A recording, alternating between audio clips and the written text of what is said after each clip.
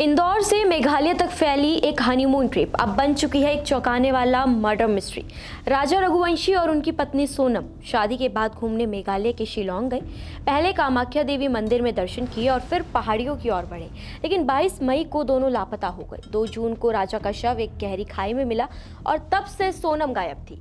अब 17 दिन बाद सोनम उत्तर प्रदेश के गाजीपुर में पुलिस के हाथ लगी है। उसके साथ 3 और आरोपी भी पकड़े गए हैं, सभी मध्य प्रदेश के ही हैं। एक और संदिग्ध अब भी फरार है। पोस्टमार्टम रिपोर्ट से खुलासा हुआ कि राजा की मौत खाई में गिरने से नहीं बल्कि दाव नाम के एक धारदार हथियार से की गई थी, जो पेड़ों की टहनियां काटने में इस्तेमाल होता है।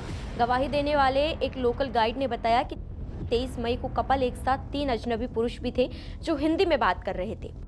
पुलिस को शक है कि हत्या एक सोची समझी साजिश थी। सोनम रघुवंशी गाजीपुर के नंदगंज थाना इलाके से 17 दिन बाद पुलिस को मिली है।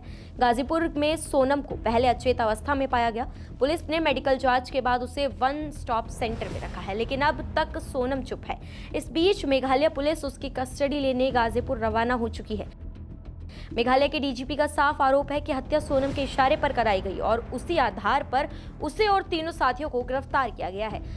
सोनम का परिवार भी हैरान है। इंदौर में उसके पिता ने बेटी की उल्टी तस्वीर घर के बाहर टांग दी थी, ज्योतिषी की सलाह पर, इस उम्मीद में कि वो घर लौट आएगी। पिता देवी सिंह ने ऑफ द कैमरा ये भी कहा कि शादी के 1.5 महीने तक घर से बाहर जाने का योग नहीं था। ज्योतिषी ने इसे खतरनाक बताया था, फिर भी दामाद और बेटी ने घूमने का प्लान बनाया।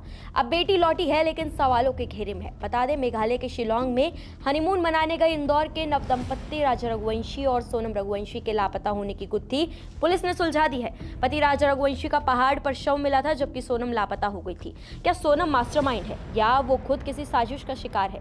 पुलिस पूछताछ जारी है और अब पूरा देश इस रहस्य के खुलने का इंतजार कर रहा है। तो अब सवाल ये है, क्या ये एक पत्नी का सोचा समझा प्लान था या फिर सोनम खुद किसी गहरे जाल में फंसी थी? तीनों आरोपी कौन है और इसका सोनम से क्या रिश्ता है? सवाल कई हैं और जवाब देने के लिए सोनम अभी भी चुप है।